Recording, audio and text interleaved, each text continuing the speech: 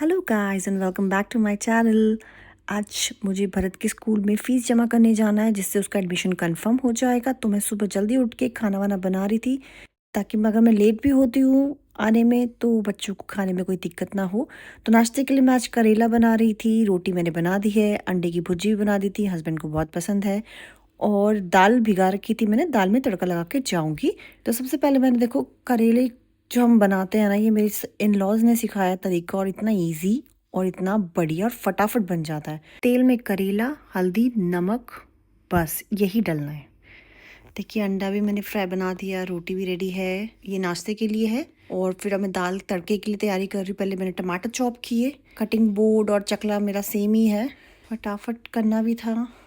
Timings दे रखे थे उन्होंने वहाँ पे कि कितने से कितने बजे तक है, 12 बजे तक रेडी होकर निकलना था मुझे जैसे तैसे। अपने ब्रेकफास्ट के लिए मैंने थोड़ा फ्रूट्स कट कर लिए थे, और बच्चों के लिए जूस की तैयारी भी करके जा रही थी। पहले मैंने अनार और ऑरेंज का जूस बनाने का सोचा, और एप्पल और गुआवा ऐसी ब्रेकफास्ट में खाने के लिए।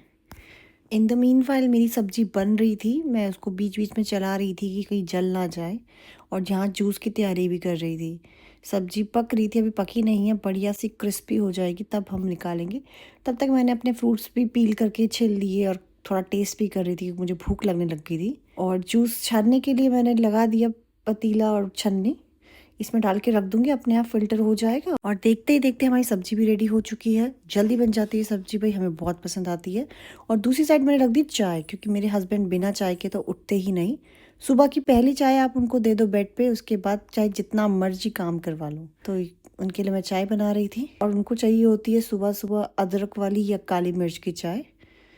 और दूसरी साइड पतीला रख के मैंने दाल में तड़का लगा रही थी, दाल वॉश कर रही हूँ मैं। चलिए तड़का लगाते हैं फटाफट। तेल गरम हो चुका है, अब कुकर में हम आज दाल बना रहे हैं। यूजुअली मैं कुकर में ही बनाती हूँ जल्दी भाजी के चक्कर में।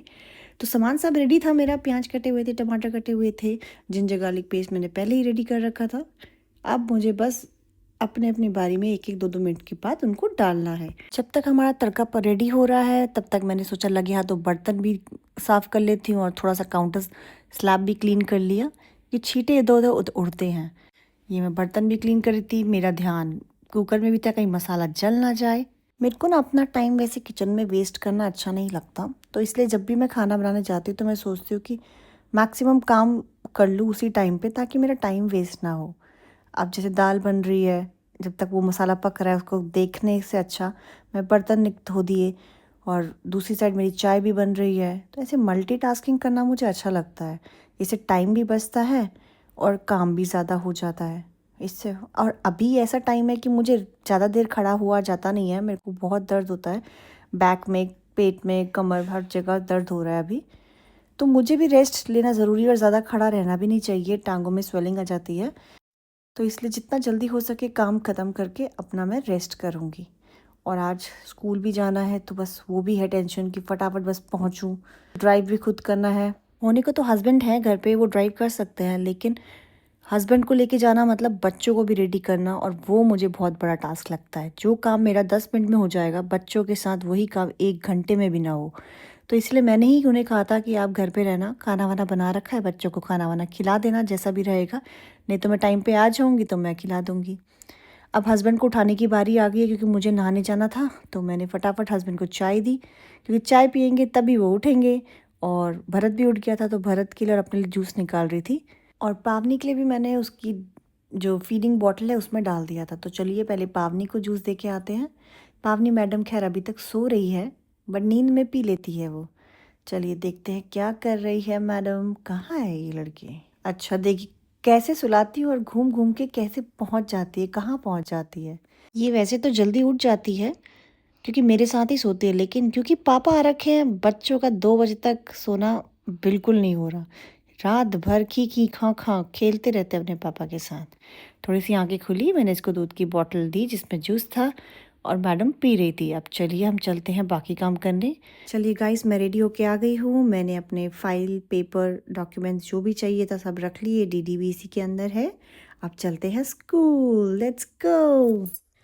गाइस, भरत का एडमिशन कराने गई थी मैं। अभी मेरा मूड ऑफ है, क्योंकि मैं वहाँ से जाके खाली हाथ आ गई हूँ। एप्लीकेशन लेटर सब कुछ था, एक्सेप्ट हो गया था वो, डीडी वीडी सब था, डॉक्यूमेंट सब कुछ, फॉर्म वॉर्म हमने रात को इतने अच्छे से भरा, सब कुछ किया।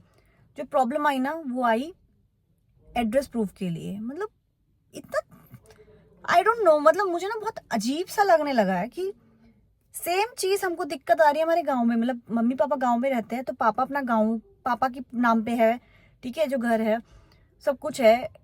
अब बस इतने सालों से दिल्ली में रहे, बैंगलोर रहे, तो राशन कार्ड नहीं है या नहीं अपडेट किया, तो उनको इतना दिक्कत आ रहा है ना अपना आधार कार्ड में गांव का एड्रेस अपडेट करना। वहीं मैं देख रही हूँ कि मेरे पास तो बैंगलोर का एड्रेस है, वो हमारा परमानेंट खुद का घर है, ठीक है, मैंने इतनी मुश्किल से उसको एड्रेस अपडेट कराया, मेरा वोटर आईडी कार्ड भी बैंगलोर का है, और जो मेरा पैन कार्ड है वो मेरा मेटर्नल मतलब जो शादी से पहले का घर था उसके नाम पे है। अब तो मम्मी और ने वो घर भी छोड़ दिया है, और हम यहाँ पे जहाँ रहते हैं वसंत कुंज में, यहाँ का एड्रेस प्रूफ के नाम पे सिर्फ मेरे पास रेंट एग्रीमेंट था, क्योंकि अभी हम रिसेंटली शिफ्ट हुए हैं, आप जानते हैं 1-2 महीना भी नहीं हुआ है, अभी हम रिसेंटली शिफ्ट हुए हैं। तो कहीं अगर हम प्रॉपर्टी परचेज भी करते हैं उस पर टाइम लगता है भाई, ये नहीं कि बस उठे मुंह उठाए और चल दिया और खरीद लिया। तो ये मुझे बहुत दिक्कत लगी कि भाई एक्सेप्ट ही नहीं कर रहे हैं। अब जो ओनर है हमारे, उनके नाम पे अभी ट्रांसफर नहीं हुआ है मेरे ख्याल से, जो गैस है या इलेक्ट्रिसिटी यहाँ पे शायद कॉमन है, तो जो पुराना ओनर जिसके नाम पे बिल्डिंग होगी उसके नाम पे उन्होंने एक फ्लैट खरीदा और वो हमको रेंट पे दे दिया। अब मेरे को समझ नहीं आ रहा है क्या इस वजह से मेरा बच्चा पढ़ नहीं पाएगा क्या। मतलब बहुत ही फ्रस्ट्रेटिंग लग रहा है यार। मतलब कुछ तो सॉल्यूशन निकालना चाहिए। गवर्नमेंट आधार कार्ड बनाती कहीं का भी हो भाई, ऑल ओवर इंडिया। मैं अभी रिसेंटली शिफ्ट हुई हूँ, मेरे हस्बैंड 2-3 साल में प्रमोट होकर शिफ्ट हो जाएंगे, कहीं पे भी जाएंगे, फिर हम यही दिक्कत करते रहेंगे, यही चीजें करते रहेंगे। मतलब एक तो स्कूल में एडमिशन लेने के लिए स्कूल वालों के इतने ड्रामे हैं कि आपका, कुछ स्कूल वाले कह रहे हैं आपका बच्चा ओवर एज हो गया है। बैंगलोर में 6 साल से पहले फर्स्ट में लेते नहीं है कि 6 साल कंप्लीट होना चाहिए। अब मेरा 6 साल 5 महीने का मेरा बेटा है और स्कूल वाले उसकी एप्लीकेशन रिजेक्ट कर रहे हैं कि वो 4-5 महीना एक्स्ट्रा है। ठीक है, ये एक फ्लॉ है इन गवर्नमेंट स्कूलों का या प्राइवेट स्कूलों का या जो भी डिपार्टमेंट है, जो भी सर्कुलर गया, I don't know who is responsible. But जिस स्कूल में मेरा एडमिशन हुआ, मतलब बच्चे का, मैं उसमें गई जा रही हूँ, वहाँ एड्रेस प्रूफ का दिक्कत आ रही है। अब मैं क्या करूँ, मैं प्रॉपर्टी ले लूंगी, एक दिन में प्रॉपर्टी ले लूंगी, कल लास्ट डेट है फॉर्म भरने की। और मुझे इतना, मतलब मुझे बहुत गुस्सा आ रहा है यार। आई एम सॉरी, मेरे हॉर्मोन्स की वजह से गुस्सा आ रहा है क्या है, मुझे तो बहुत ही गुस्सा आ रहा है। मैं एक ऐसी बंदी हूँ जो अपने डॉक्यूमेंट स्टिच रखती हूँ, लेकिन मैं कैसे एक्सपेक्ट कर लूँ कि दूसरा बंदा भी अपने डॉक्यूमेंट स्टिच रखेगा। आई डोंट नो क्या होगा। फॉर्म्स की डेट भी निकल गई हैं और फॉर्म्स है नहीं। अब आई डोंट नो कैसे पढ़ेगा मेरा बेटा। जितनी एक्साइटेड मैं सुबह थी उतना ही डिसअपॉइंट होके आई हूँ। खैर आज का व्लॉग यहीं एंड करते हैं, आपसे हम फिर मिलेंगे नेक्स्ट व्लॉग में।